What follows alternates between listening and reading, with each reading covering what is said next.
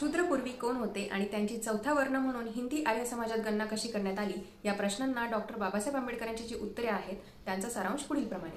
सूर्यवंशाच्या ज्या आर्य जमाती होत्या त्यातील एका जमातीचे शूद्र होते. एक काळ असा होता की ज्यावेळी आर्य समाज फक्त 3 वर्ण म्हणजे ब्राह्मण, क्षत्रिय व वैश्य मानित होता. शूद्रांचा स्वतंत्र असा वर्ण नव्हता. हिंदी आर्य समाजातील क्षत्रिय वर्णाचा एक भाग असा शूद्रांचा दर्जा होता. शूद्र राजे आणि ब्राह्मण यांच्यामध्ये एकसारखे झगडे चालू असत. या झगड्यामुळे ब्राह्मणांवर अनेक अत्याचार करण्यात आले होते. शूद्रांनी आपल्यावर अत्याचार आणि जुलूम केले ही जाणीव ब्राह्मणांच्या अंतःकरणाला एकसारख्या टोचण्यात येत होती. म्हणून ब्राह्मण शूद्रांचा द्वेष करू लागले आणि द्वेषामुळे शूद्रांचे उपनयन करण्याचे ब्राह्मणांनी नाकारले.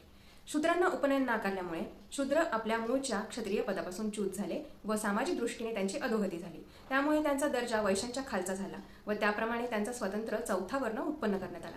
ही होती शूद्रपूर्वी कोण होते या ऑडिओबुकची एक छोटीशी झलक. पूर्ण ऑडिओबुक ऐकण्यासाठी चॅनलला सबस्क्राईब नक्की करा. धन्यवाद.